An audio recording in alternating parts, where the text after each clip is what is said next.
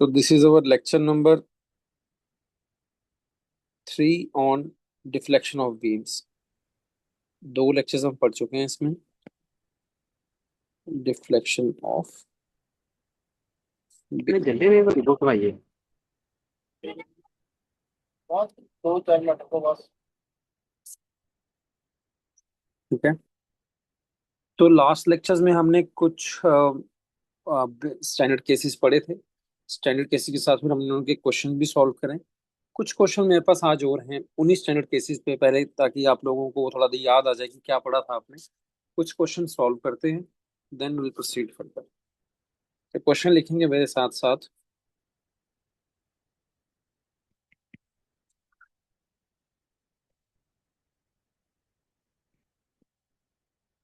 A cantilever is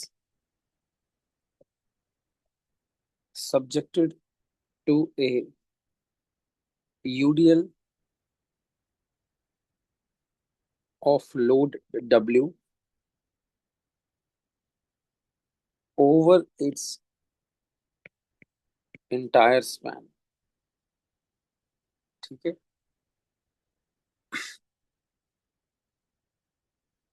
And concentrated load W at its free end. The deflection of the free end is the deflection of the free end is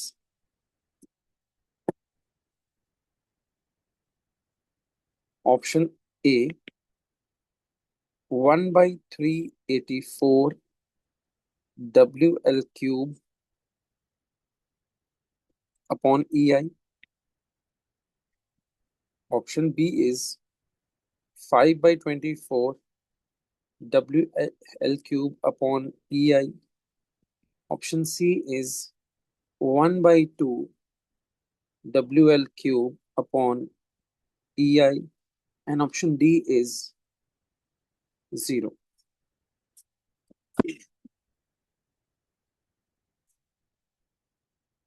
ठीक है। तो इस question के अंदर क्या बोल रहा है हमसे? हमसे कह रहा है कि एक कैंटिलीवर है जिस पर एक यूडीएल लोड लगा है W over it's entire length. ठीक है, पूरे स्पैन पर कितना लोड लगा है? W।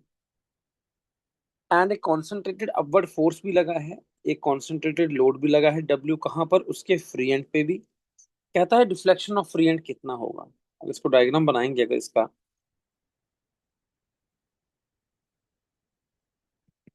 So this is the cantilever. और पहला केस आपको बोला कि W लगा है पूरे स्पैन पे, तो ये आपका लोड आ गया W। इसके साथ देखिए यूनिट्स नहीं दे रखे हैं। पहले अभी तक जो हम यूडीएल पढ़ते थे तो उसमें बोलता था कि किलो न्यूटन पर मीटर दे रखा है ना। यूनिट्स कुछ नहीं दे रखा है। तो तो अभी के लिए मैं ये समझूंगा क्योंकि इसमें कैपिटल W लिखा है। ये जो वर्ड आपका अल्फाबेट लिखा है, दिस इज कैपिटल W। तो इसका मतलब ये होगा कि कैपिटल W टोटल लोड है और वो पूरे स्पैन पर डिस्ट्रीब्यूटेड लगा है ना। लिखा है UDL of load W over it's entire span. तो यानी कि अगर ये स्मॉल W होगा, इसको हम L से मल्टीप्लाई कर देंगे तो वो क्या बन जाएगा आपका? Capital W। एक ही बात हुई। आप कैपिटल W लिखो तो यूनिट किलोमीटर लिख लो, आप W लिखो तो यूनिट क्या लिख लो? किलोमीटर पर मीटर लिख लो। फिर दूसरा क्या लोड बोला उसने? उसने कहा इसके साथ साथ एक लोड और लगा है, कॉन्सेंट्रेटेड लोड W। यहाँ पर कैपिटल अगेन लिखा है एट फ्री एंड। तो फ्री एंड कहाँ पर है? ये है। तो इधर लोड कौन सा लगा है? फ्री एंड पर W। पर यहाँ पे एक चीज और मेंशन करी है जो मैंने क्वेश्चन नहीं लिखी। एक कॉन्सेंट्रेटेड अपवर्ड लोड लिखा है क्वेश्चन के अंदर। यहाँ एक लाइन एक वर्ड ऐड कर लेना, अपवर्ड लोड। तो ये लोड जो है वो अपवर्ड लगा है इस तरह से। अपवर्ड भी कितना आ गया? W kilo Newton. जो ऊपर वाला W है that is in distributed form, नीचे वाला W जो है that is in point load form. ठीक है। पूछता है the deflection at the free and is कितना होगा। फ्री एंड ये है बी, ये है ए। हम इसको कैसे कर सकते हैं, हम लोग ब्रेक करना जानते हैं, तो ब्रेक कर लेते हैं इसको एक बार इस तरह से।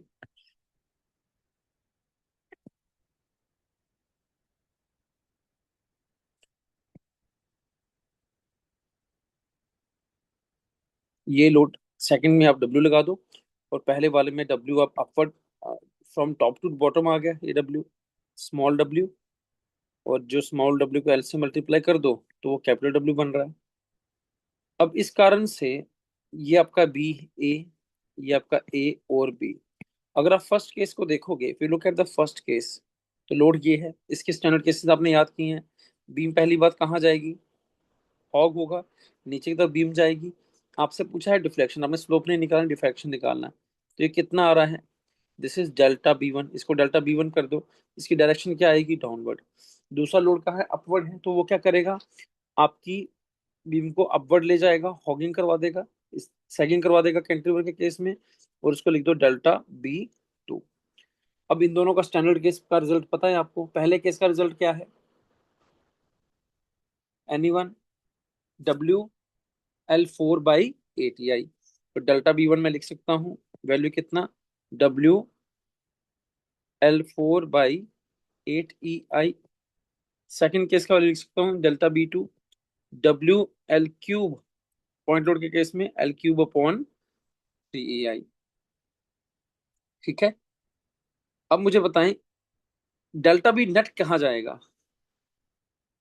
ठीक है, वो हम कैलकुलेट करके पता चलेगा हमें कहाँ जाएगा नेट। यहाँ ऐसा भी लिख सकते हैं कि यहाँ पर मैं डब्ल्यू एल ऐसे कर लूँ और एल क्यूब बाहर निकालूं।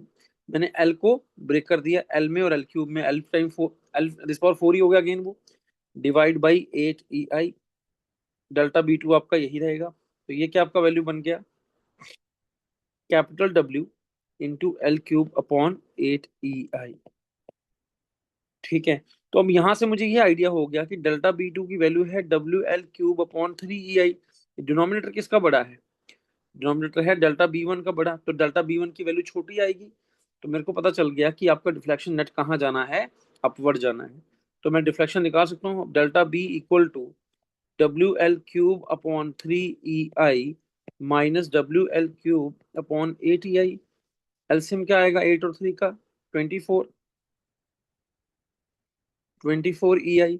ये एट टाइम्स माइनस वन, नहीं, ये थ्री इंटू एट, एट आएगा, तो यहाँ ये आएगा माइनस थ्री आएगा। ये एट है into three, W L cube, ये कितना हो गया, 5/24 W L cube upon E आई।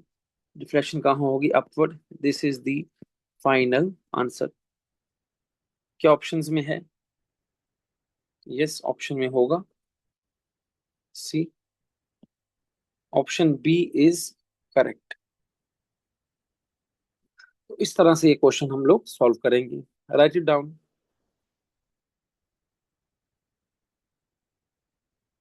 क्लियर है सबको, यू कैन, अगर डाउट है you can right in chat कि सर रिपीट करो।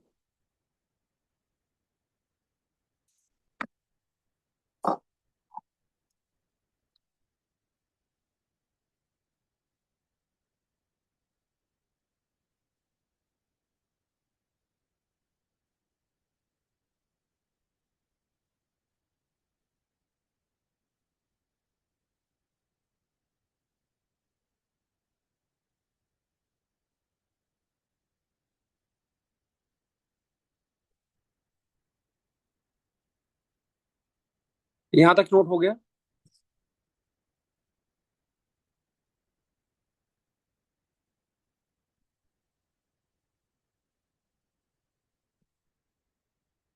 Note this down.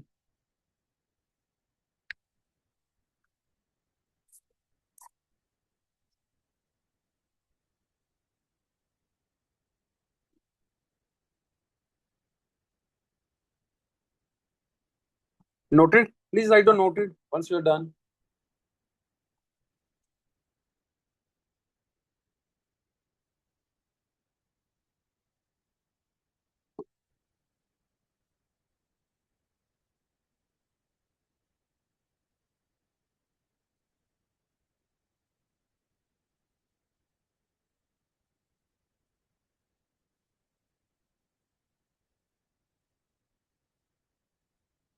ओके,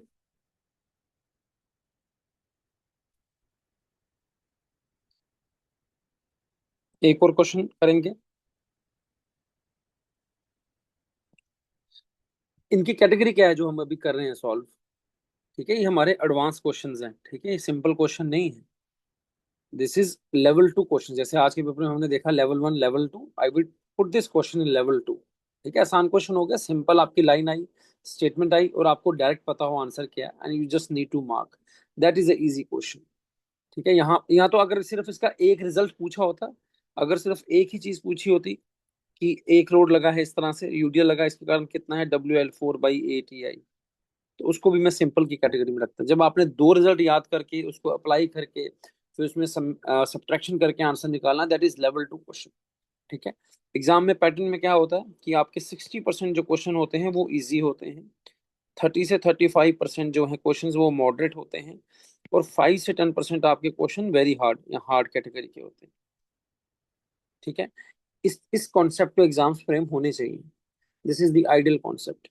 10 से 15% भी वेरी कर सकता है, 5% का वेरिएशन आगे पीछे चलता है। ठीक है, तो पहली हमारी ये कोशिश होती है कि पहले तो हम इजी क्वेश्चन सारे करें। अब जैसे हमने आज के पेपर में लेवल वन, लेवल टू करा, तो आपने ये देखना कि क्या हमने लेवल वन के क्वेश्चन सारे सही करें। अगर आपके लेवल वन के क्वेश्चन सही नहीं हुए तो एक बार फिर से आपको नोट्स पढ़ने पड़ेंगे, फिर से हो सकता है आपको क्लासेस देखनी पड़े। लेवल टू में जो क्वेश्चन होंगे वो एप्लीकेशन पार्ट के ज्यादा क्वेश्चन होंगे। ठीक है, जैसे इस क्वेश्चन में हमने देखा, हमने अप्लाई किया रिजल्ट को। क्लियर है? चलिए, next question is, for a cantilever beam,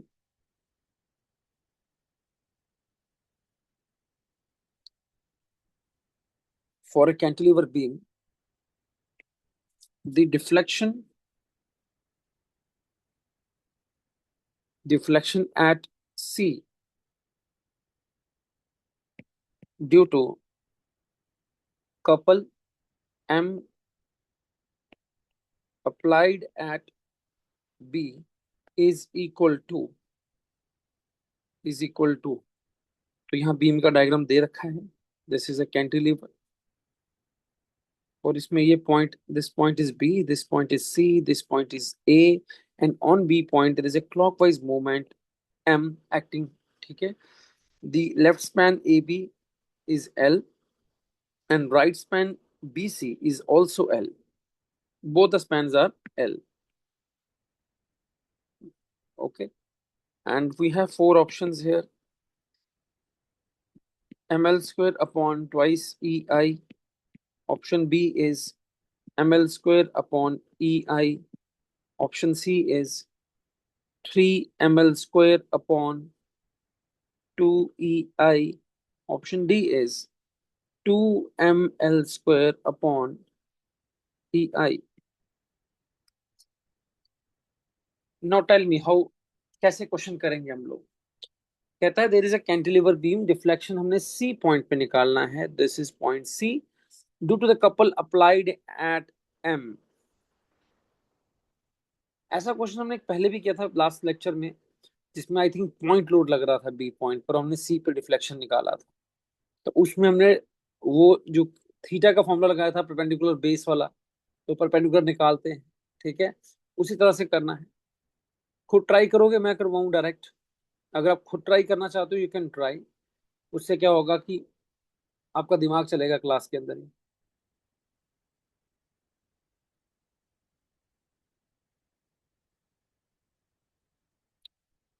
चलो खुद ट्राई करो। आई विल गिव 2 मिनट्स, ऐसे 1 मिनट होता है एग्जाम में, मैं आपको 2 मिनट देता हूँ, जल्दी क्वेश्चन करेंगे, टाइम स्टार्ट्स नाउ।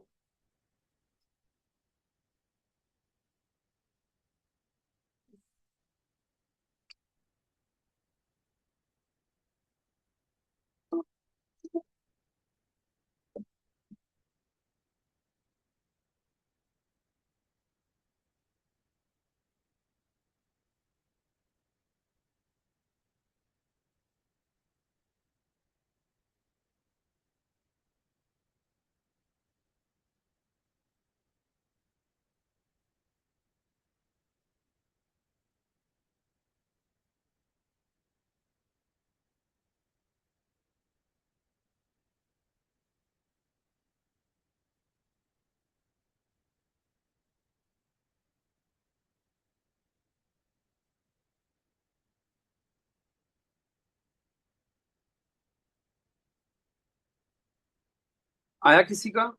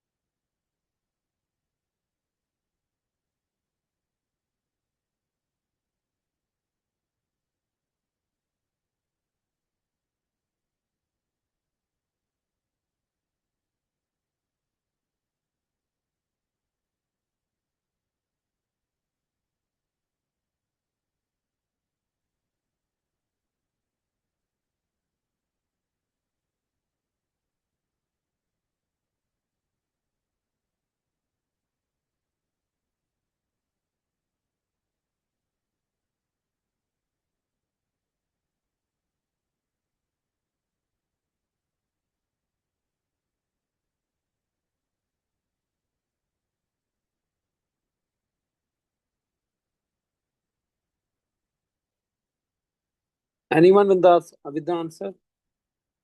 ओके, मैं ही सॉल्व कराता हूँ, देखिए ध्यान से। सो इन दिस केस कैसी बनेगी आपकी डायग्राम? रिफ्लेक्टिव डायग्राम यहीं पे बना देता हूँ।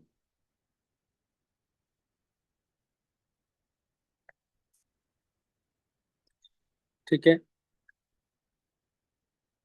अब मुझे ये बताएं, portion A B, there are two portion B C, क्या पोर्शन ए बी में बेंडिंग मोमेंट का वैल्यू एग्जिस्ट करेगा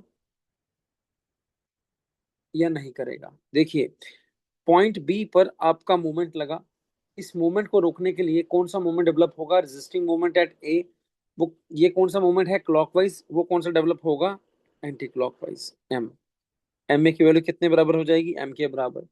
तो ये जो पूरा सेक्शन है आपका ए बी से लेके बी तक, तो इसमें बेंडिंग मोमेंट का वैल्यू एग्जिस्ट कर गया। पर क्या पोर्शन बी सी में बेंडिंग मोमेंट का वैल्यू एग्जिस्ट किया है? नहीं। क्यों नहीं? क्योंकि बी के राइट में कोई लोड नहीं है, सी तक कोई लोड नहीं है, दैट इज वाई। ये कॉन्सेप्ट मैं ऑलरेडी 3-4 बार क्लास में बता चुका हूँ। तो बीसी में बेंडिंग मोमेंट का वैल्यू कितना है? 0। तो पता है आपको डिफ्लेक्टिव शेप कैसा बनेगा? इसका बनेगा कर्व्ड और इसका बनेगा straight line. This was the concept which was discussed in the first class. तो डिफ्लेक्टिव शेप बनाते हैं जरा।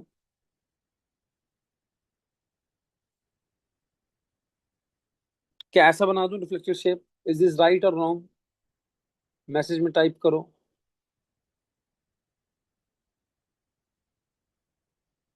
गलत है कि सही है? This is wrong.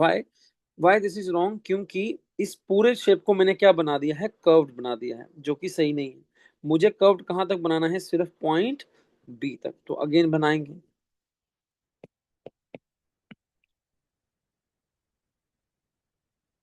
ये कर्व्ड बना, और इसके आगे कैसे फॉलो होगा? Straight line. क्यों? क्योंकि बीसी पोर्शन में वो नहीं है। तो ये आपका स्लोप बन गया थीटा बी, और ये आपका ऑर्डिनेट बन गया डिफ्लेक्शन का डेल्टा बी। अब हमें क्या करना होता है? अब हमें ट्राइंगल बनाना होता है। तो ये आप ट्राइंगल बना दो इस तरह से, और ये जो ऑर्डिनेट होगा ट्राइंगल रेक्टेंगल का, उससे हम क्या लिखते हैं? Delta B. क्योंकि opposite sides of a rectangle are equal. और ये जो एंगल है, ये आपका क्या है? थीटा बी है। और ये जो ऑर्डिनेट बनेगा, दिस वन, इस ऑर्डिनेट को क्या लिखोगे? ये लेंथ जो कि एल है, लेंथ इंटू थीटा, तो ये क्या आ जाएगा? Theta B into L. बस हो गया। अब आप डेल्टा सी लिख सकते हो, ये कंप्लीट करके पूरा क्या बनेगा? Delta C. Now you can write the delta C is equal to delta B plus theta B into L. Delta B का फॉर्मूला क्या होगा? यहाँ पर डेल्टा बी का फॉर्मूला क्या होगा? बिकॉज ऑफ द एम, याद करो, M L square by twice E I. क्या था formula? M L square upon twice E I. और स्लोप का फॉर्मूला क्या था? M L upon E I into L. तो ये क्या बन गया? M L square upon twice E I plus M L square upon E I. यहाँ पे एल्सियम ले लेंगे, कितना एल्सियम आएगा, ट्वाइस ई आई, 1 + 2 ml², यानी कि कितना हो गया, 3/2 यानी कि 1.5 ml² अपॉन ई आई, या फिर 3/2 भी लिख सकते हो। क्या आंसर में गिवन है? यस, मेरे को ऑप्शन सी लग रहा है सही। This option is correct. It is not very difficult question. ठीक है, प्रैक्टिस करोगे तो हो जाएगा। नोट कीजिए।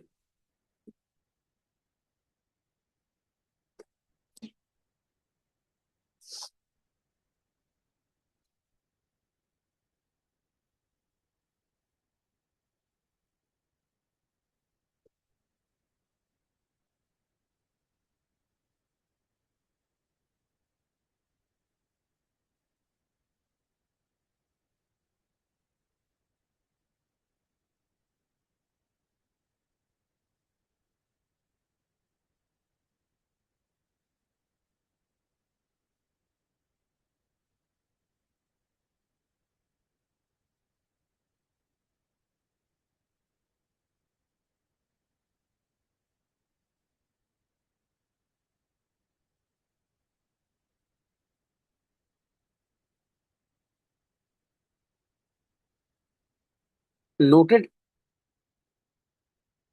प्लीज राइट ऑन डन जब नोट हो जाए तो।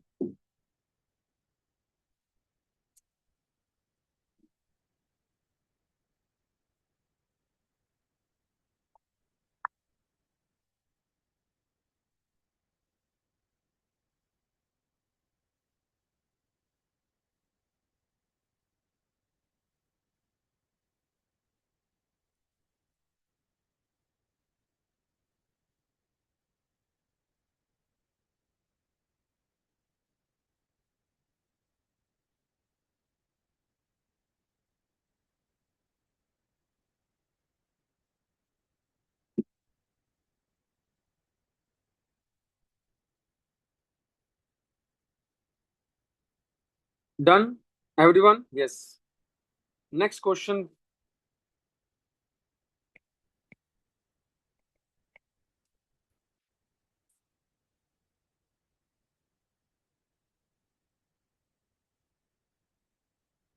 Cantilever beam of length 4 metre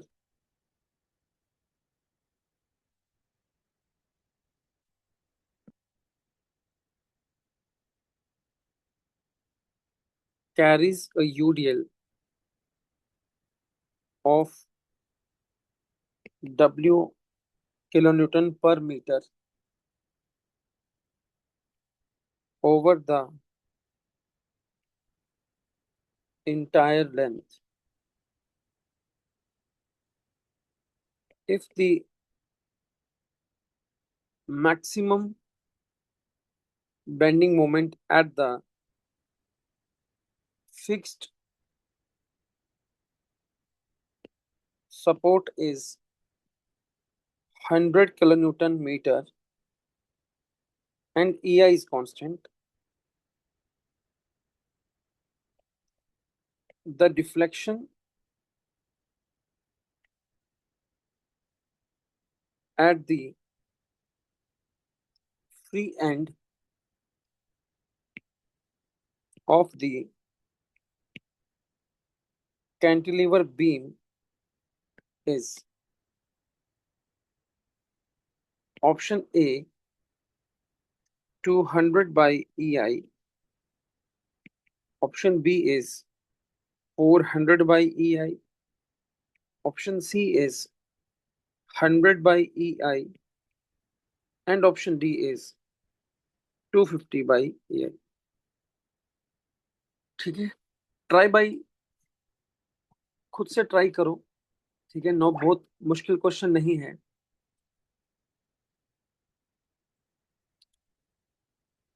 कहता है आपसे कि एक कैंटिलीवर बीम है कैंटिलीवर, उसका लेंथ है 4 मीटर। लेंथ क्यों बता रहा है? क्यों बता रहा है? देखिए यूडियल कितना है, W किलोन्यूटन पर मीटर। लेंथ उसने 4 मीटर बताया, पर यूडियल को उसने W लिखा है। यूडियल का वैल्यू नहीं दिया। ओवर द इंटायर लेंथ, पूरी लेंथ पे यूडियल लगा है। कहता है if the maximum bending moment at the fixed and support is 100। तो इससे क्या है, आपको मैक्सिमम बेंडिंग मोमेंट दे दिया, मतलब बेंडिंग मोमेंट से आपको लोड का वैल्यू निकलवाना चाहता है। दैट मीन्स कि डब्ल्यू का वैल्यू निकलवाना चाहता है। मुझे बताया अगर कैंटिलीवर होता तो मैक्सिमम बेंडिंग मोमेंट होता कहाँ पर है, हमेशा सपोर्ट पे, है ना। कैंटिलीवर के केस में कोई भी लोड हो, सपोर्ट पे ही मैक्सिमम बेंडिंग मोमेंट बनेगा, क्योंकि एक ही साइड सपोर्ट होता है। तो कैंटिलीवर के केस में मैक्सिमम बेंडिंग मोमेंट क्या होगा, ठीक है, load into distance. Load into distance, अगर यूडीएल है तो क्या करना पड़ेगा, टोटल लोड निकालना पड़ेगा, फिर डिस्टेंस के साथ मल्टीप्लाई करना पड़ेगा। तो वैसे आपका इक्वेट करके बेंडिंग मोमेंट को डब्ल्यू का वैल्यू आ जाएगा। जब एक बार डब्ल्यू का वैल्यू आ जाएगा, फिर आपको कौन सा केस लगाना है, स्टैंडर्ड केस लगाना है डिफ्लेक्शन के लिए। डिफ्लेक्शन के लिए स्टैंडर्ड केस में क्या लिखा है, the deflection at the free and. तो WL4/8EI, वो फॉर्मूला भी पीछे पढ़ा हमने। सॉल्व करो जरा, मैंने बता दिया आपको कैसे करना है, ठीक है। I just be back in 2 minutes, solve it.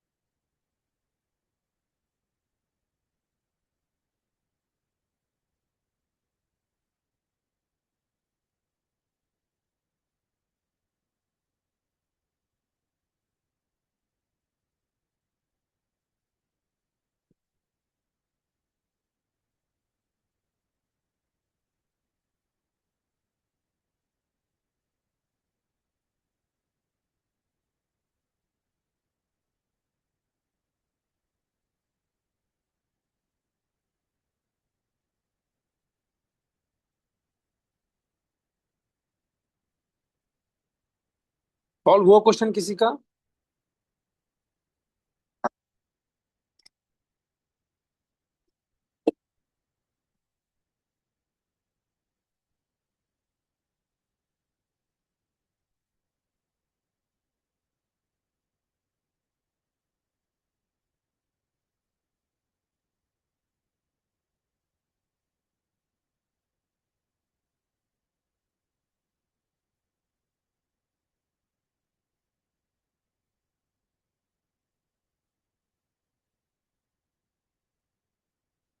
तो this is a cantilever beam, इसका लेंथ है 4 मीटर्स।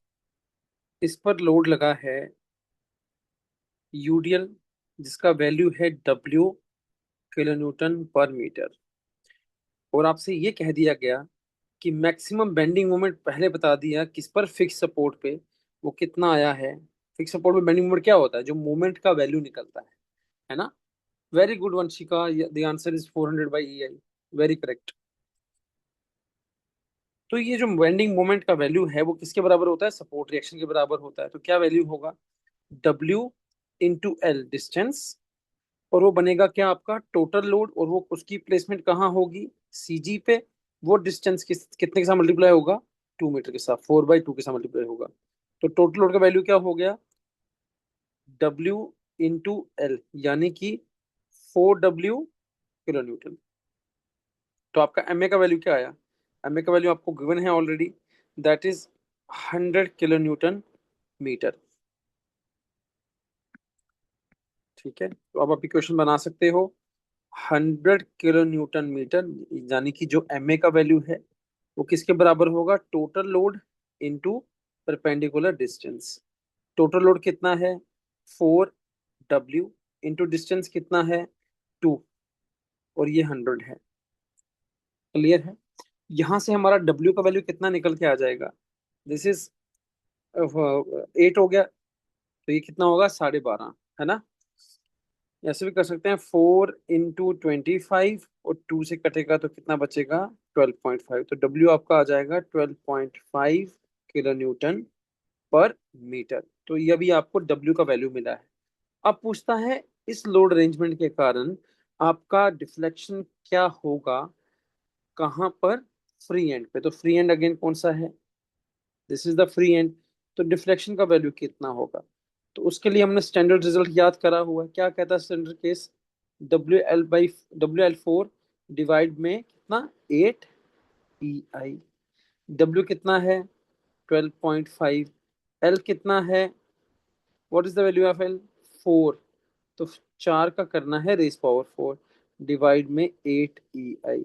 तो अब इसको सॉल्व करेंगे, यहाँ सॉल्व करते हैं। तो ये कितना आ गया, 12.5 इंटू 4 इंटू 4 इंटू 4 इंटू 4, या 64 इंटू 4 भी लिख सकते हो, अगर आपको डायरेक्ट वैल्यू याद है वो लिख लो।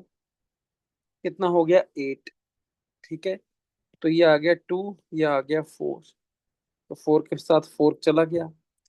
अब क्या बच गया, इसको पूरे को सॉल्व करोगे, ठीक है, you will get in fine answer में आपको क्या मिलेगा। इसको सॉल्व करने के बाद 12.5 इंटू 16 करना है ना, 12.5 इंटू 16, ये सॉल्व कर लेना। ये सॉल्व करके आपका आएगा,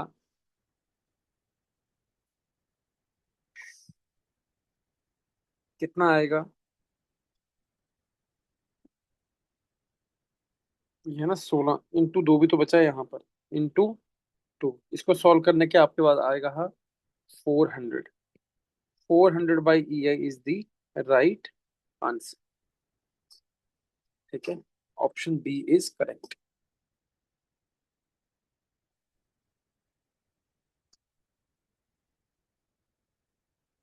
note it down.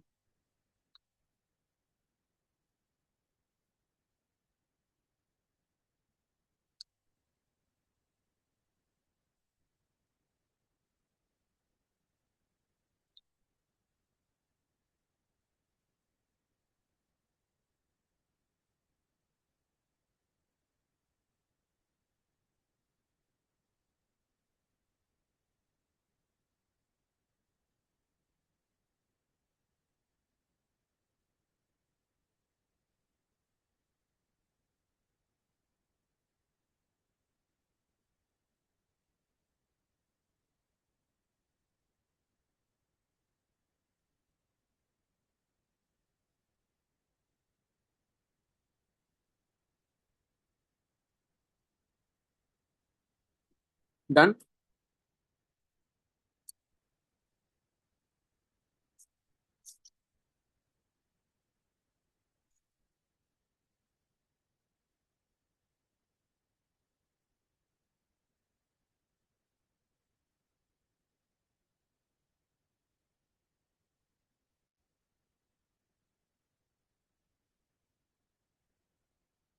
Okay, note move forward और हेडिंग लिखेंगे,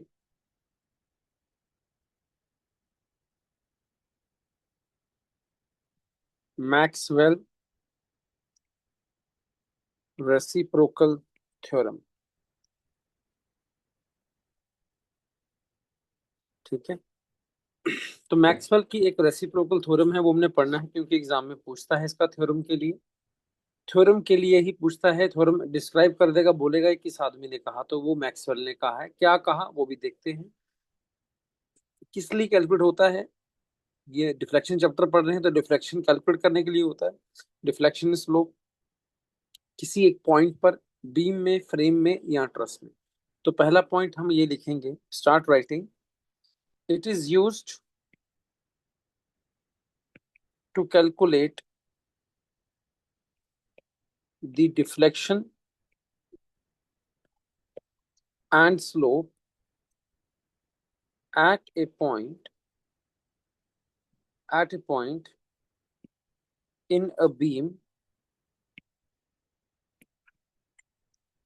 frame और truss.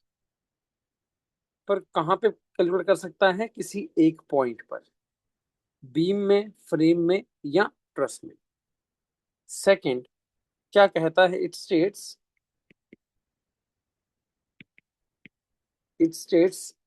In any beam frame or truss, the deflection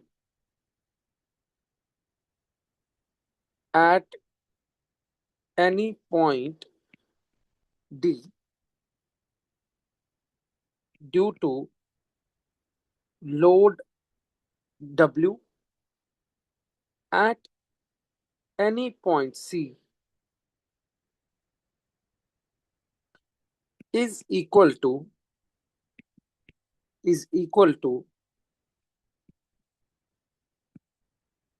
deflection at a point C due to load W at point D। लिख लीजिए पहले, फिर समझाता हूं।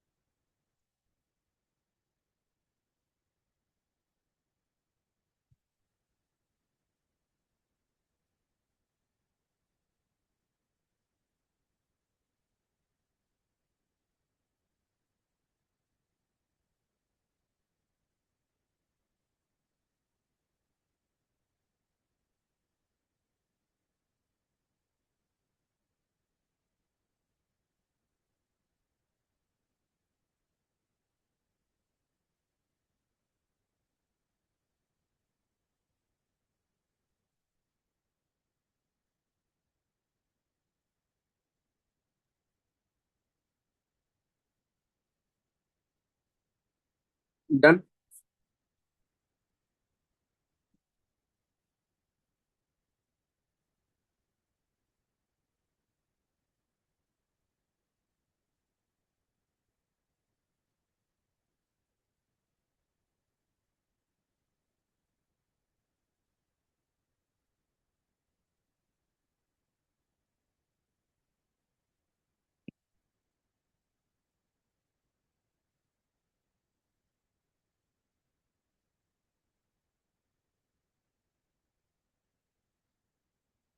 ये दो पॉइंट है, एक सी है एक डी पॉइंट है, और इस कैंटिलीवर में भी सी और डी पॉइंट सेम है। ठीक है, तो पहले केस में हम लोग पॉइंट लोड लगाएंगे डब्ल्यू सी पॉइंट पर। और अगर इसका मैं डिफ्लेक्टेड शेप देखूं तो ये आपका डिफ्लेक्टेड शेप बनेगा। ठीक है, तो ये कहता है कि पहले केस में आपने पॉइंट लोड लगाना है सी पॉइंट पे और डिफ्लेक्शन देखना है डी पॉइंट पे। डिफ्लेक्शन कहाँ देखना है? डी पॉइंट पे। तो आप क्या लिखोगे? Delta D due to load applied at C, इसको बोलते हैं delta D C. Delta D C का मतलब हो गया deflection deflection at D due to load due to point load at सी।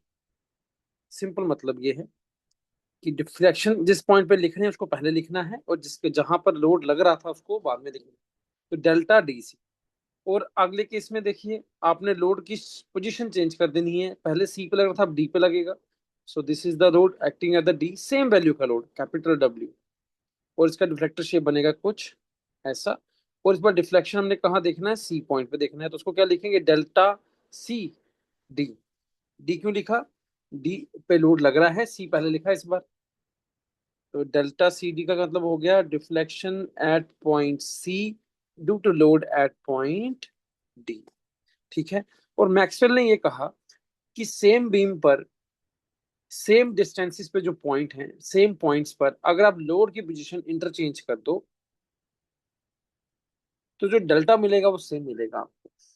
यानी कि इसका मतलब ये हो गया कि डेल्टा डी सी जो है वो किसके बराबर आएगा? Delta C D. इन दोनों के पॉइंट्स पर ही लोड की पोजीशन चेंज होगी और दोनों की वैल्यू क्या आ जाएगी? सेम आ जाएगी। आपको डायग्राम में हो सकता है दोनों बराबर ना लगे, बट यही कहना था मैक्सवेल का। ठीक, अब आपको क्वेश्चन कैसे आएगा? वो बोलेगा इस तरह से कि जिस तरह से मैंने स्टेटमेंट लिखी है कि लोड सी पे है, है ना। पॉइंट डी पे हम निकाल रहे हैं acting due to load at C, ये बराबर होता है, ठीक है, due to load acting at point D. किसने कहा? मैक्सवेल ने। ये इक्वेशन आपसे पूछ सकते हैं, डायग्राम की फॉर्म बना के ग्राफिकली पूछ सकते हैं, तो ये मैक्सवेल ने कहा है, ये याद रखना। नोट कीजिए इसे।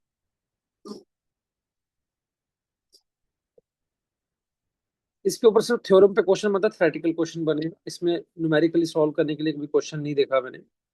ठीक है।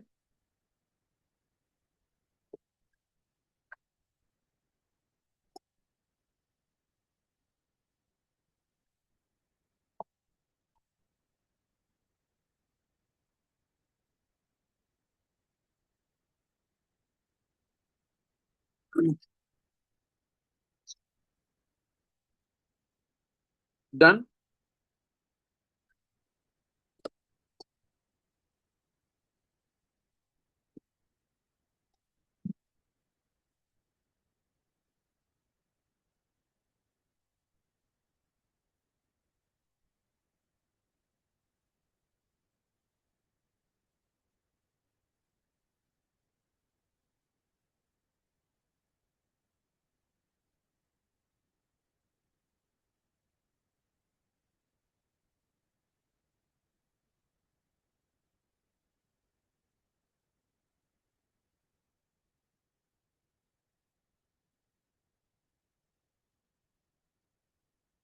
प्लीज राइट डाउन डन अगर हो गया तो। एवरीवन।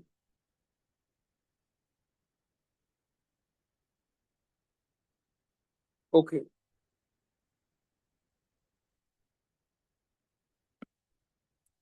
इसने एक एक्सप्रेशन और दिया है, इसने डेल्टा को लिंक किया है डब्ल्यू के साथ, और ये जब थीटा निकालेगा तो उसको लिंक करेगा मोमेंट के साथ। मोमेंट मतलब रोटेशन, रोटेशन मोमेंट है ना, मोमेंट क्या है? कपल रोटेशन, तो वो रोटेशन पैदा करता है थीटा।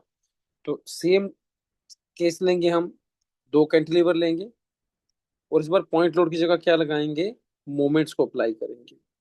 तो मोमेंट कहाँ अप्लाई किया? पहला पॉइंट सी था, this is point D, this is again C, again D. तो पहले मोमेंट लगाएंगे हम सी पॉइंट पे, और ये कैसा डिफ्लेक्टेड शेप बनेगा? पहला कर्व्ड, है ना। ये तो हमें आता है कि पहले कर्व बनाना उसके बाद स्ट्रेट लाइन बनाना है, तो वैसे बना देंगे, पहले कर्व्ड फिर स्ट्रेट लाइन। ठीक है। और ये वैल्यू आपका कितना आ गया?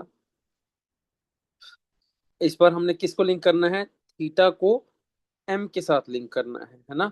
तो हमें यहाँ पे थीटा निकालना चाहिए, ये एरो नहीं करेंगे, इसकी बजाय हम लोग थीटा निकालेंगे यहाँ पर ऐसे। तो ये आपका थीटा आ गया।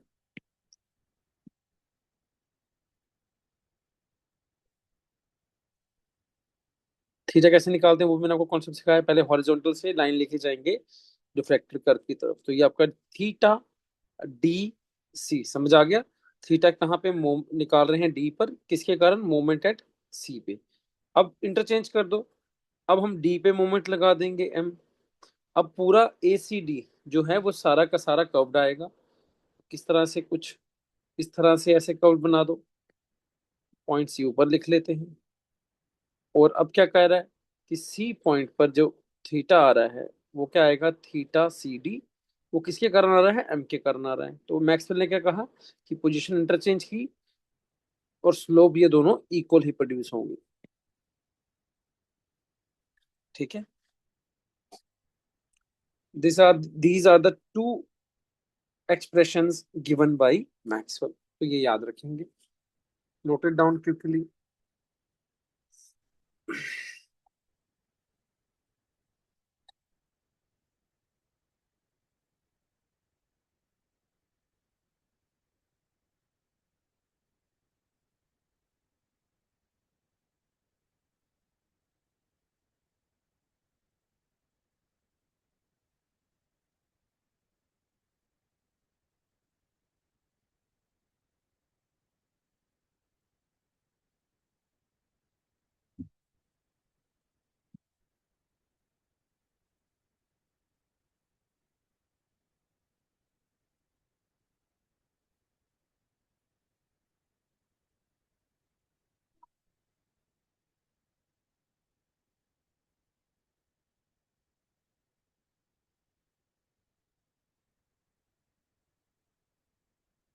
Done.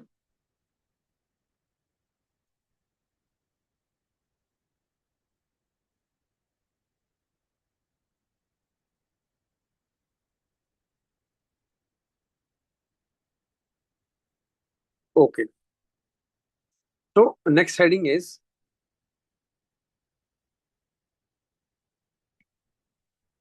methods for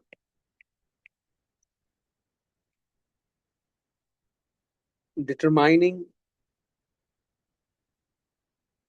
slope and deflection. Methods for determining slope and deflection, this is the next topic we have. अब देखिए, हमने पीछे जितना भी पढ़ा उसमें भी तो हम स्लोप और डिफ्लेक्शन निकाल रहे थे, ठीक है। पर जितने भी हमने पीछे क्वेश्चन सॉल्व किए, वो मैक्सिमम जो क्वेश्चन हमने सॉल्व किए, इनफैक्ट सारे जो क्वेश्चन सॉल्व किए, वो that is by using the standard cases. तो ऑब्जेक्टिव पेपर में जो भी क्वेश्चन बनता है, मैक्सिमम चांस है, मोर देन 90% चांस है कि वो कहाँ से बनेगा, स्टैंडर्ड केसेस में से बनेगा। जो 10% है उसमें चैप्टर का थ्योरी आएगा, और या फिर अदर मेथड्स जो उनकी जो थ्योरीज हैं, अदर मेथड्स की उनकी थ्योरी आएगा। या एक मेथड है हमारा कंजुगेट बीम मेथड, उससे कोई सवाल बन जाए तो बन सकता है, या मोमेंट एरिया मेथड। पर ये जो मेथड्स हैं, इनको करने में टाइम लगता है। मतलब ऐसा हो सकता है कि अगर आप कंजुगेट बीम मेथड से क्वेश्चन कर रहे हो या मोमेंट एरिया मेथड से क्वेश्चन कर रहे हो, तो 5 मिनट भी लग सकते हैं। बाकी तो बहुत लंबे लंबे मेथड्स हैं, मैं भी बताऊंगा कितने मेथड्स हैं। तो इसीलिए जो सारा क्वेश्चन जो बनता है वो स्टैंडर्ड केसेस में से बनता है, क्योंकि एग्जामिनर को पता है कि मैंने क्वेश्चन जो पूछना है वो छोटा ड्यूरेशन का पूछना है, मैक्सिमम 1 से 2 मिनट के अंदर जो बने। तो वो स्टैंडर्ड केसेस से ही क्वेश्चन बनते हैं, ठीक है। That is why more than 90% of questions are seen from the standard cases. Is it okay? अब हम मेथड्स के नाम क्यों पूछ जानना चाह रहे हैं, वो इसलिए हम लिखना चाहते हैं क्योंकि कभी कभी डायरेक्ट क्वेश्चन बन जाता है कि क्या इनमें से मेथड ऑफ स्लोप और डिफ्लेक्शन पहचानो कौन सा है, या इनमें से कौन सा नहीं है, ठीक है। तो उसके लिए नाम भी पता होने जरूरी चाहिए। हम लोग तो चलो थोड़ा थोड़ा इंट्रोडक्शन भी पढ़ेंगे, जितना जरूरी है, जरूरत से ज्यादा ही पढ़ेंगे इनफैक्ट। तो पहले, सबसे पहले method determination of slope and deflection में पहला मेथड का नाम आता है, that is, first method is double integration method.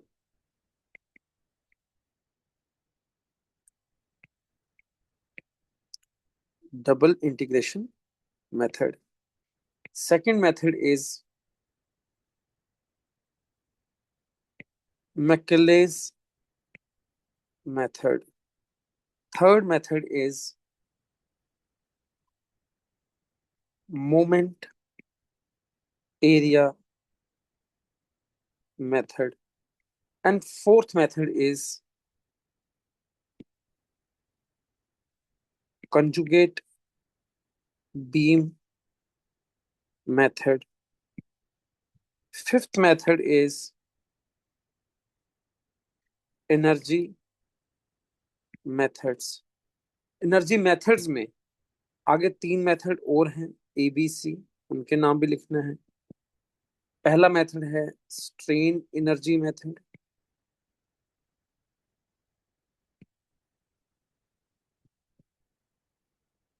Second method is कैस्टिग्लियानोज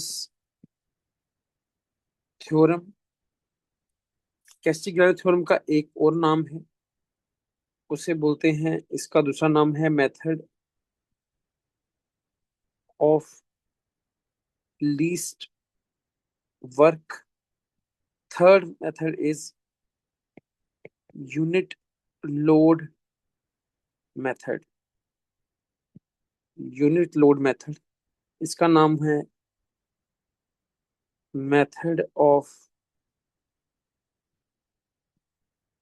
virtual work. तो इतने मेथड्स के नाम आपको कम से कम याद रखने, राइट इट डाउन।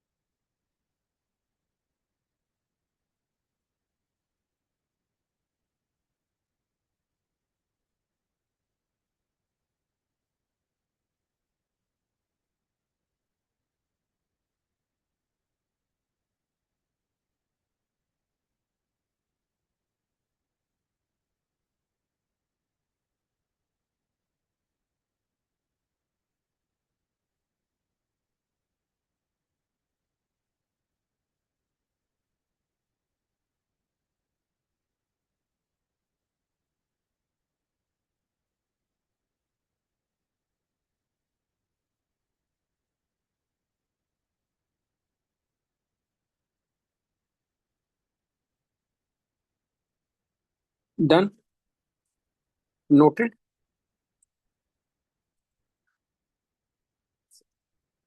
ओके, सबसे पहला मेथड जो बहुत इंपॉर्टेंट मेथड है इसमें, जहां से सबसे ज्यादा सवाल आते हैं, वो है कंजुगेट बीम मेथड। ठीक है, तो इसको हम डिटेल में करेंगे। बाकी सब मेथड्स का हम थोड़ा थोड़ा इंट्रोडक्शन करेंगे। और एनर्जी मेथड्स में हम सिर्फ एक ही मेथड का इंट्रोडक्शन करेंगे, दैट इज कैस्टिग्लियानोस थ्योरम। यहाँ पे कैस्टिग्लियानो का थ्योरम है, वहां से क्वेश्चन पूछ लेता है। तो लेटस, जो हमने सबसे पहले, जो हमारे लिए मेन मेथड है जिसको हमने एक्सपर्टीज करना है, that is conjugate beam method. ठीक है, write down conjugate beam method.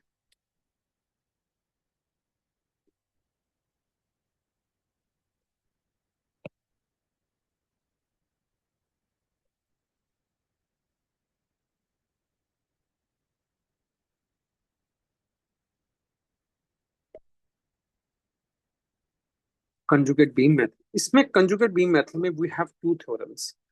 इसका थ्योरम भी बहुत इंपॉर्टेंट है, इसका थ्योरेटिकल पोर्शन भी इंपॉर्टेंट है इस मेथड का। तो write down first theorem, theorem one. Theorem one क्या कहता है, देखिए।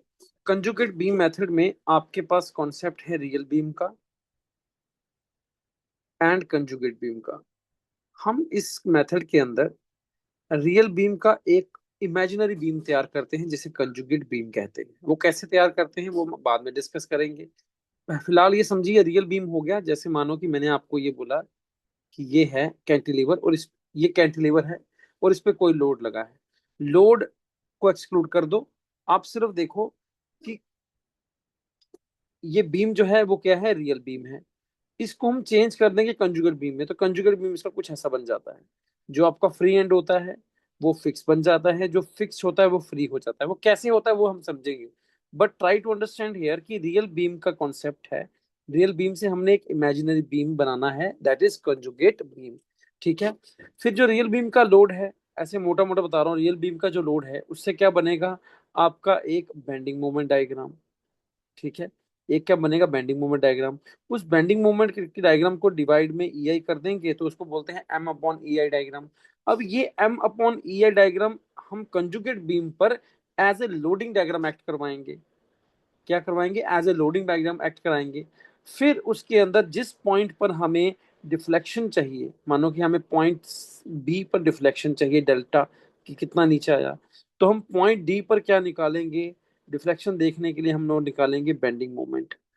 अगर मुझे चाहिए शियर, अगर मुझे चाहिए स्लोप, थीटा चाहिए, तो मैं इस पॉइंट पे निकालूंगा शियर फोर्स का वैल्यू। तो ये सारा मेथड है, इसको डिटेल में करेंगे। थ्योरम वन ये कहता है कि जो आपका स्लोप है रियल बीम में,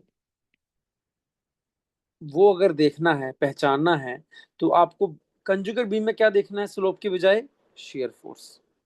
share force in conjugate beam, very simple, this is theorem number one. अब इसको लिखेंगे, लिखेंगे slope at any point in a real beam, slope at any point in a real beam is numerically numerically equal to the shear force at that point in conjugate beam. This is theorem number one, very simple. Question बड़ा simple बनेगा कि real beam का slope conjugate beam का किस quantity के बराबर होता है, शेयर फोर्स के बराबर होता है, बेंडिंग मोमेंट के बराबर होता है, डिफ्लेक्शन के बराबर होता है। तो आंसर क्या होगा, slope in real beam is equal to shear force in conjugate beam, very simple.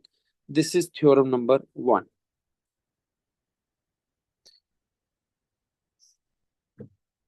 Right it down. ये जो मैंने मेथड बताया इस पर ध्यान मत दो अभी, सिर्फ ये याद करो कि हमने रियल में क्या याद कर देखना है और कंजुगेट बीम में क्या देखना है, दैट्स इट। बाकी चीजें सब मैं क्लियर कर दूंगा, like crystal clear water. Just wait and watch.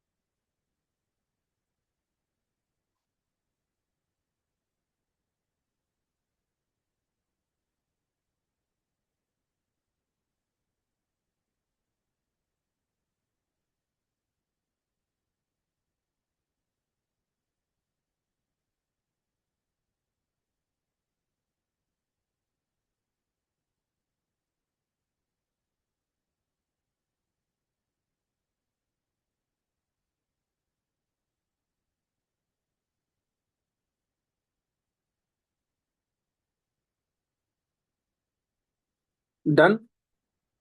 Next, we have theorem 2. Theorem 2 आपसे कहेगा कि अगर आपने डिफ्लेक्शन देखना है किसी भी पॉइंट पर रियल बीम में, तो उसी पॉइंट का कंजुगेट बीम में क्या देख लो? Bending moment. इसको लिखेंगे कैसे? The deflection at A point in the real beam is equal to the bending moment at the corresponding point in the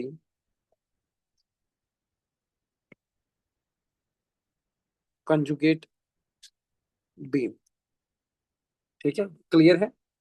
कहता है deflection at A point in the real beam, किसी एक point की बात कर रहा है। अगर किसी भी पॉइंट की आपने रियल बीम में डिफ्लेक्शन देखनी है तो किसके बराबर होगा? बेंडिंग मोमेंट उस पॉइंट पर, उसी पॉइंट पर bending moment in the conjugate beam.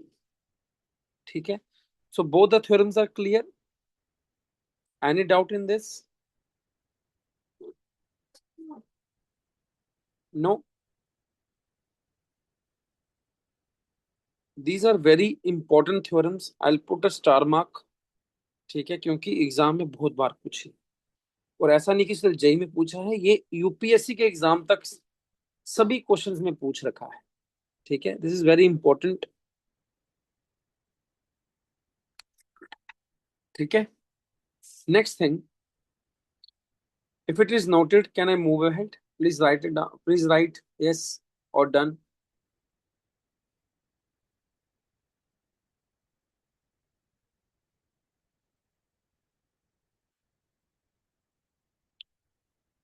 Okay, so next हमारे पास है, नेक्स्ट जो क्वेश्चन इसमें से हमारा बनता है वो बनता है सपोर्ट पे, कंजुगेट बीम सपोर्ट। अब तक आप ये बात तो समझ चुके हैं कि एक रियल बीम होगा, उस बीम का हम क्या बनाएंगे? कंजुगेट बीम बनाएंगे। This is real beam, this is conjugate beam.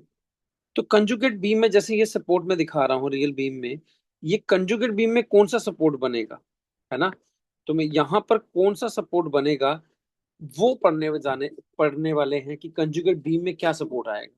Let's say मैं फर्स्ट सपोर्ट लेता हूँ रियल बीम के अंदर।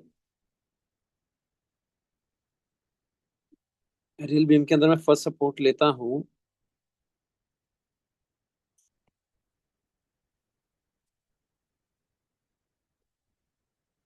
and right column is for conjugate beam. First support I take the roller support, roller support.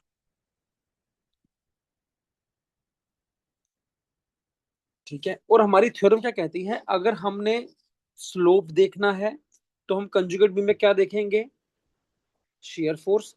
आगे हम अगर हमने डिफ्लेक्शन देखना है तो कंजुगेट बीम में क्या देखेंगे, bending moment. Is this clear?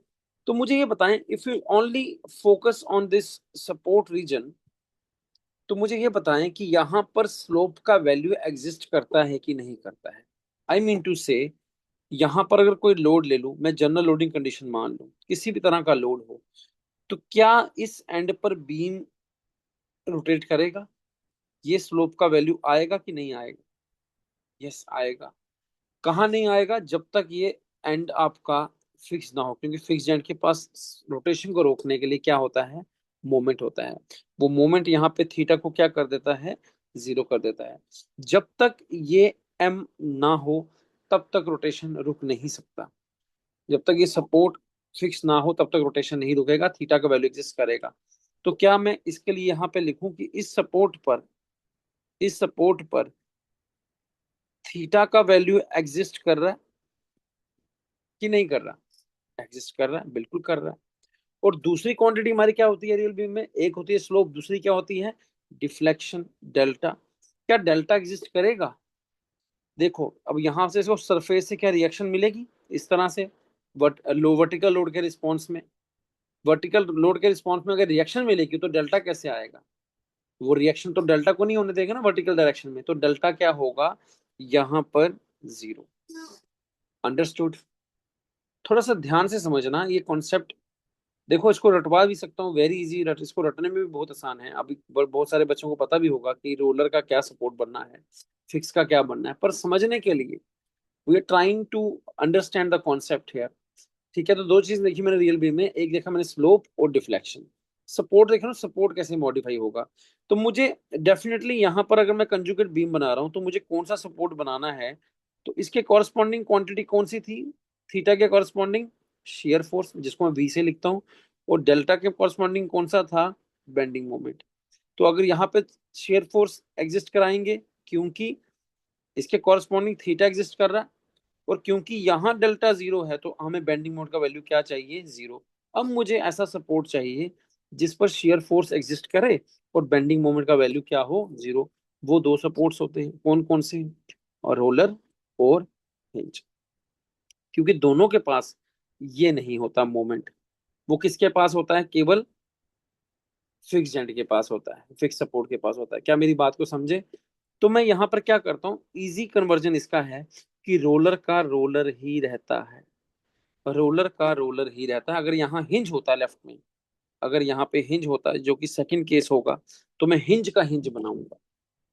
Is this clear? तो अब क्वेश्चन फ्रेम हो गया, रियल बीम में सपोर्ट है रोलर, तो कंजुगेट बीम में भी उस पॉइंट पे कौन सा सपोर्ट बनेगा, रोलर। क्योंकि यहाँ पर वी एग्जिस्ट क्यों हो रहा है, क्योंकि यहाँ पर इसका एक रिएक्शन आएगा ना रोलर के नीचे, तो वो वी एग्जिस्ट करेगा। क्योंकि ये नहीं है, ये जीरो है, तो आपका बेंडिंग मोमेंट भी क्या होगा, zero. Understood the concept here? Very clear. अब सेकंड सपोर्ट की बात करते हैं, फिर साथ में नोट करना। सेकंड सपोर्ट ये है कि आपका हिंज लगा दिया।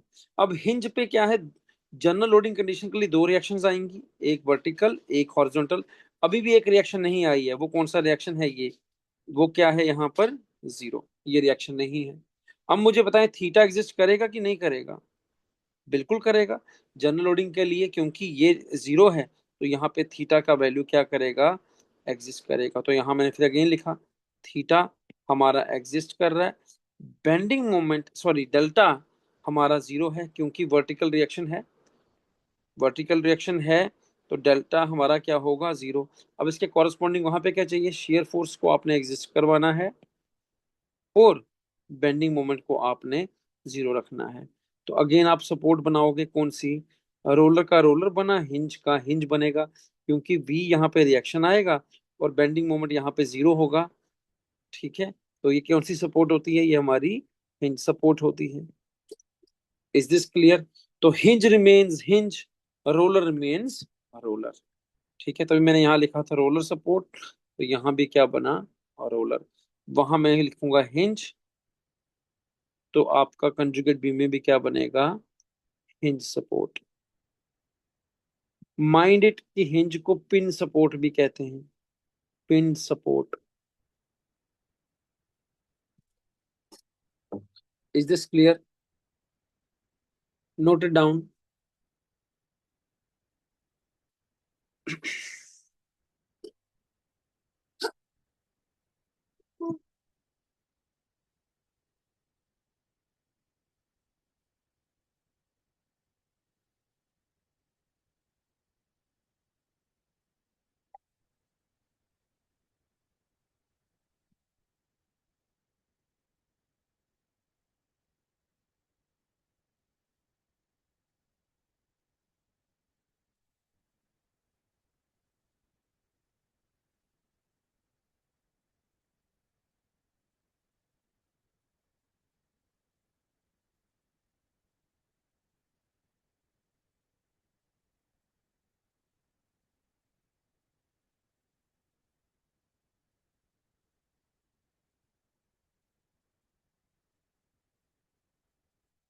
आगे चल सकते हैं। Noted.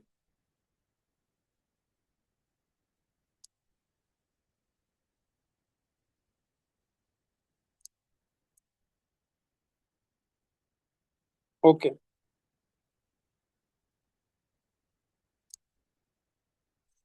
Third support will discuss it as a cantilever, एक बीम की तरह डिस्कस करेंगे। और बीम कैंटिलीवर में क्या होता है, राइट हैंड आपका फ्री होता है, लेफ्ट हैंड आपका क्या होता है, फिक्स होता है।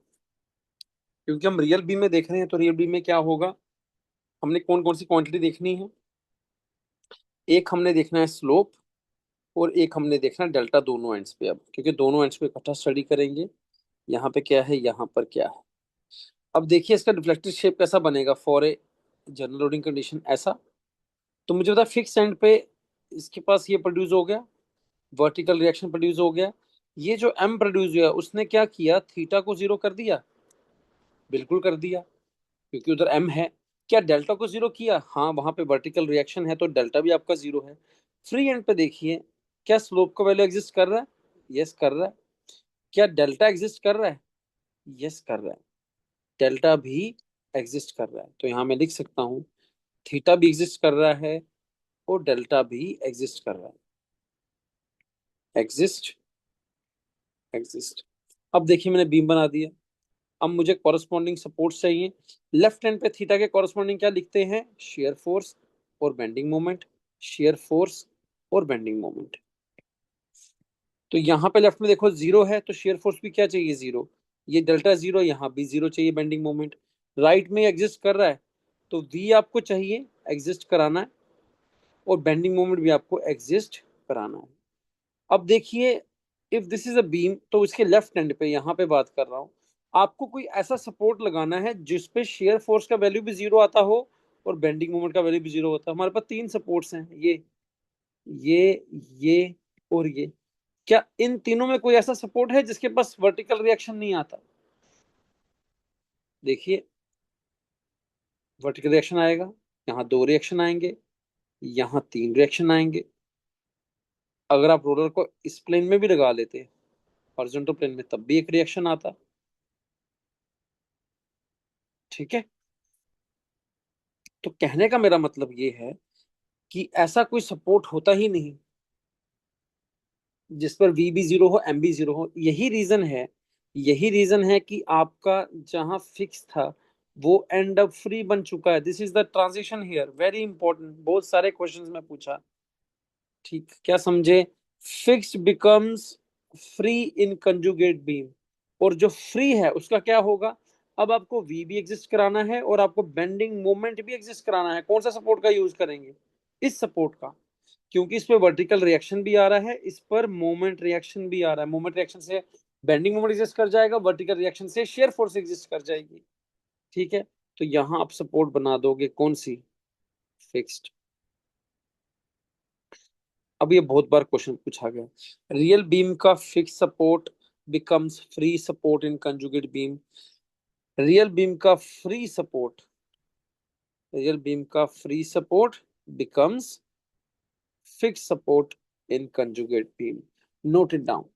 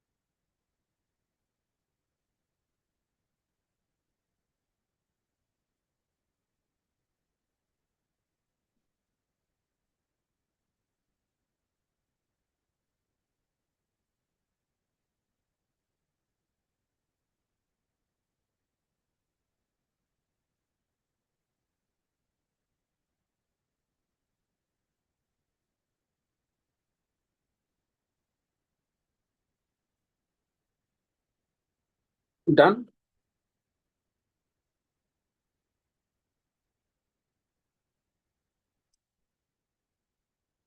नेक्स्ट,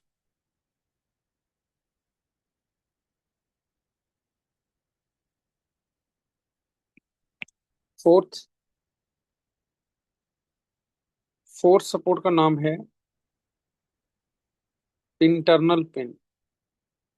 अब देखिए, मैंने आपको कहा पिन सपोर्ट कौन सा होता है, ये होता है। बट इसे सिर्फ पिन कहते हैं जब ये आउटर सपोर्ट हो। आउटर मतलब बीम के एंड पे हो। जब यही सपोर्ट बीम के मिडल में आ जाता है, कहीं बीच में, अब इसके राइट में भी बीम है, लेफ्ट में भी बीम है, तो इस सपोर्ट को क्या कहा गया? Internal pin. अंडरस्टूड? इस बीम को क्या कहा गया? Internal pin.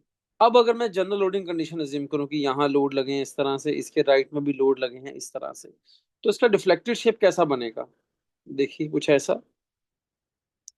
क्योंकि यहाँ पर ये रिएक्शन आ जाएगा, और ये स्लोप को तो रोक नहीं सकता, तो स्लोप आपके इस तरह से आ गया। अंडरस्टूड? स्लोप आपका इस तरफ से आ गया। ठीक। तो ये आपका थीटा आ गया, ये भी थीटा आ गया। तो अब मुझे बताएं, इस स्लोप पे क्या एग्जिस्ट कर रहा है, इस सपोर्ट पे क्या एग्जिस्ट कर रहा है? थीटा का वैल्यू एग्जिस्ट कर रहा है। डेल्टा का वैल्यू कितना है? अंडरस्टूड? अब मैं जो यहाँ पर इसका सपोर्ट बनाऊंगा, उधर मुझे क्या कराना है? वी एग्जिस्ट कराना है। और बेंडिंग मोमेंट का वैल्यू कितना चाहिए? जीरो। बेंडिंग मोमेंट का वैल्यू कितना चाहिए? जीरो। क्या समझे? बेंडिंग मोमेंट का वैल्यू चाहिए जीरो। क्या मैं ऐसा बना दूं? डायरेक्टली देखो, क्या ऐसा बना दूं? अब लिखो, सही है कि गलत है, ये स्टेटमेंट ट्रू है कि फॉल्स है, ऐसा बना सकता हूं? क्योंकि ये भी देखो, ये एग्जिस्ट करेगा, यहाँ एक वर्टिकल रिएक्शन मिलेगा जनरल लोडिंग कंडीशन के लिए। एम का क्या? एम के बारे में सोचो। यस और नो लिखो। ऐसा बना सकता हूं? मतलब इंटरनल पिन का इंटरनल पिन बना सकूंगा? सोच के देखो।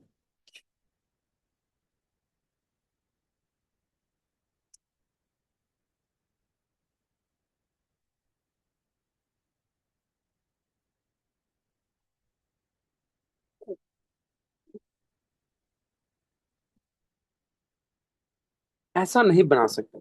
ऐसा नहीं बना सकते, क्यों? अगर यहाँ पे देखो लोड एग्जिस्ट किया, राइट या लेफ्ट में, दोनों साइड पे लोड एग्जिस्ट किया, तो इस लोड के कारण यहाँ पर एक मोमेंट आ जाएगा इस सपोर्ट पे। जब ये मोमेंट यहाँ आ गया, तो मैं यहाँ बेंडिंग मोमेंट का वैल्यू जीरो रिपोर्ट नहीं कर सकता।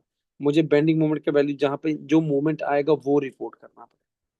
ठीक है? So this can not be done. ये सपोर्ट ऐसा नहीं बन सकता। अंडरस्टूड? तो इसके लिए हमारे पास, हमने चैप्टर में 1 में पढ़ा था एक इंटरनल हिंज का कॉन्सेप्ट। कुछ याद आया? इंटरनल हिंज कैसा दिखता था बीम में? ऐसे ब्लैक कलर का होल, जो एक एक्स्ट्रा कंपैटिबिलिटी इक्वेशन प्रोवाइड करता था। वो इक्वेशन क्या थी? वो यही थी कि इस इंटरनल हिंज पे आप बेंडिंग मोमेंट को जीरो लिख सकते हो। ठीक है, तो इंटरनल हिंज प्रोवाइड होगा यहाँ पर। तो इंटरनल पिन बनेगा आपका इंटरनल हिंज, जिसे हम एक ब्लैक डॉट से रिप्रेजेंट करते हैं। Note it down.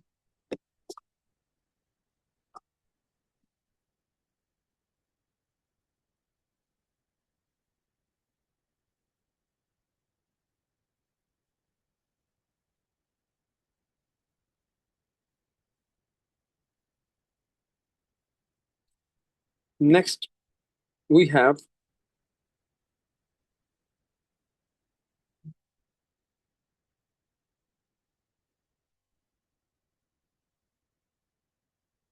इस बार हमें इंटरनल हिंज है, और इंटरनल हिंज का क्या बनेगा that will see.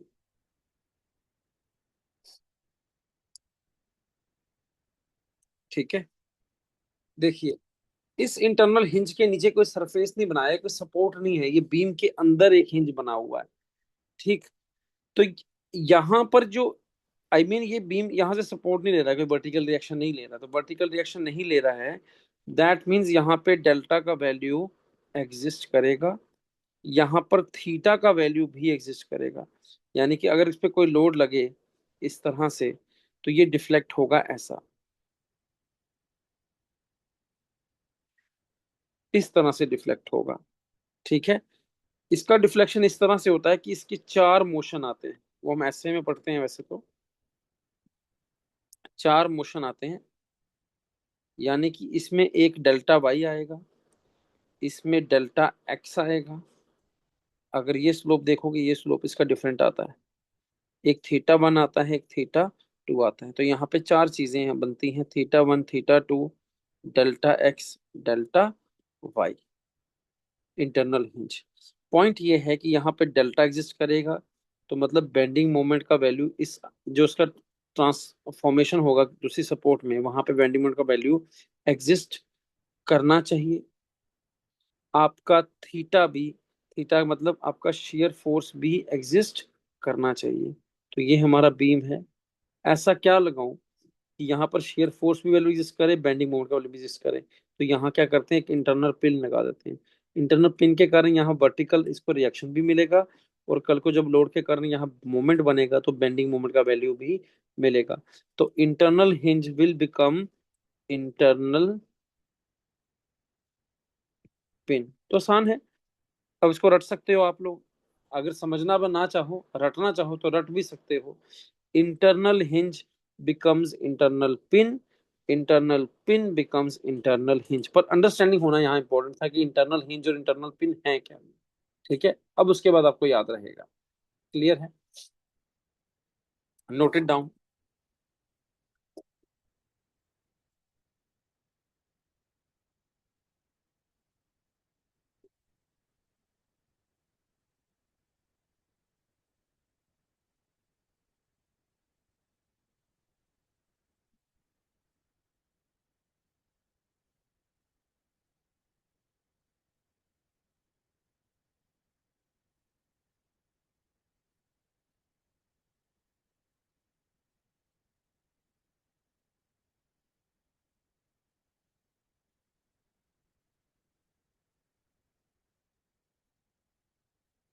Done.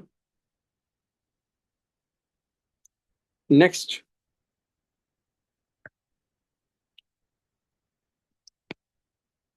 What if अगर यहाँ पे इंटरनल हिंज की जगह, इंटरनल पिन की जगह इंटरनल रोलर होता, वो कैसा दिखेगा आपको। अगेन ये बीम है, और इंटरनल रोलर आपको इस तरह से दिखेगा। इंटरनल रोलर भी इंटरनल हिंज बनेगा, क्यों। इंटरनल रोलर जिस तरह से इंटरनल पिन बना इंटरनल हिंज, उसी कॉन्सेप्ट पे इंटरनल रोलर भी इंटरनल हिंज ही बनेगा। कैसे, क्योंकि यहाँ पर हमने दो चीज देखनी है, एक तो हमने देखना है स्लोप, तो स्लोप एग्जिस्ट करेगा। एक देखना है डेल्टा, तो डेल्टा वर्टिकल रिएक्शन के कारण कितना होगा, जीरो। तो यहाँ पे शेयर फोर्स को एग्जिस्ट कराना है, बेंडिंग मोमेंट को जीरो रखना है। एक सेकेंड, एक सेकेंड, एक सेकेंड। हाँ, शेयर फोर्स को जीरो करवाना है, बेंडिंग मोमेंट को जीरो रखना है। तो कहने का मतलब ये है कि जहां पर ये इंटरनल हिंज होता है वहां पे बेंडिंग मोमेंट का वैल्यू 0 होता है, बट शियर फोर्स एग्जिस्ट करता है। तो कहीं इंटरनल हिंज के लिए क्वेश्चन बन जाए ऑब्जेक्टिव में, तो इंटरनल हिंज लोकेशन पे बेंडिंग मोमेंट का वैल्यू कितना होता है, 0। बट इस लोकेशन पे शियर फोर्स का वैल्यू एग्जिस्ट करता है। ये याद रखेंगे, दीज 2 पॉइंट्स।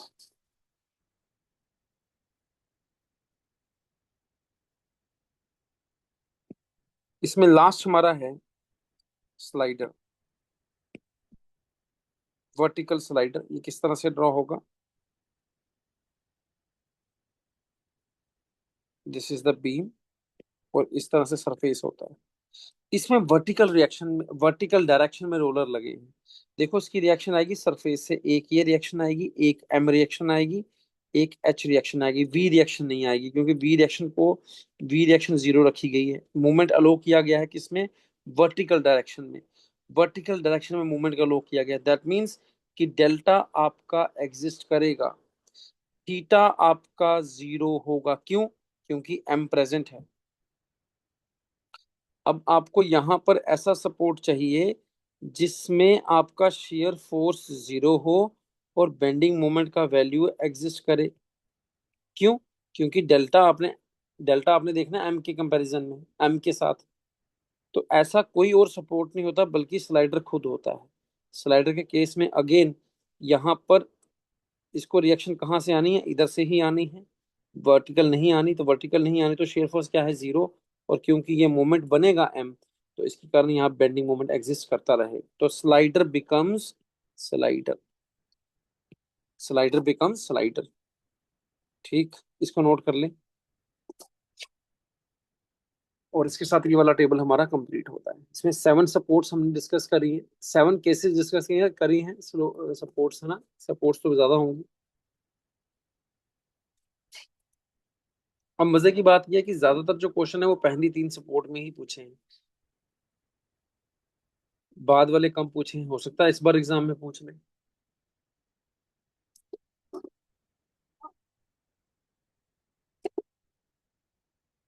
डन। तो एक बार रिवाइज करेंगे फिर से। If it is completed please right yes. Is this done? Okay. तो रिवाइज करेंगे एक बार मेरे साथ। दो तरह के हमने पढ़े, एक हमने पढ़ा रोलर जो बाहर लगा, roller becomes roller, hinge becomes hinge. फिर हमने पढ़ा कैंटिलीवर का केस, तो free, fixed and becomes free, and free and becomes fixed. उसके बाद हमने केस पढ़ा इंटरनल पिन का। इंटरनल पिन मतलब, तो इसका क्या बनेगा? Internal hinge. फिर हमने पढ़ा इंटरनल रोलर, इंटरनल रोलर का भी क्या बनेगा? Internal hinge. फिर हमने पढ़ा इंटरनल हिंज, इंटरनल हिंज का बनेगा इंटरनल इंटरनल रोलर बना लो, कोई दिक्कत नहीं है। ठीक है। उसके बाद फिर हमने पढ़ा स्लाइडर, स्लाइडर का क्या रहेगा? अगर स्लाइडर है तो वो उसका एंड क्या रहेगा? स्लाइडर ही रहेगा। ठीक है। Is this clear? अब इसको कंफ्यूज नहीं करना है फिक्स एंड के साथ, क्योंकि अगर ये फिक्स एंड होता तो यहाँ भी क्या होता, ये फ्री हो जाता। तो स्लाइडर स्लाइडर रहेगा, फिक्स जो है वो फ्री हो जाएगा, और फ्री जो है वो फिक्स हो जाएगा। These are the cases. Understood everyone?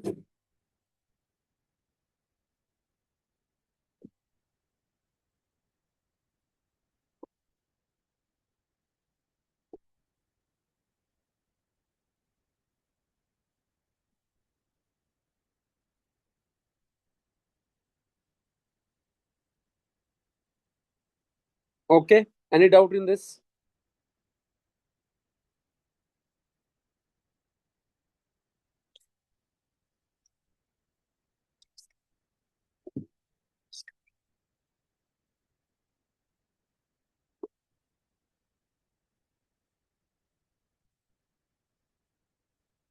ठीक है, नो डाउट। ओके।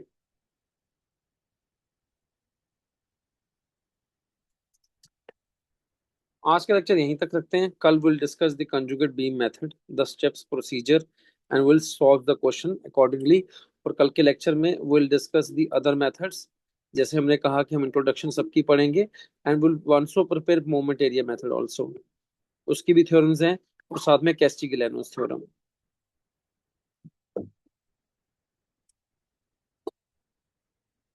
ठीक है, आज का लेक्चर यहीं खत्म करेंगे। 1 मिनट प्लीज।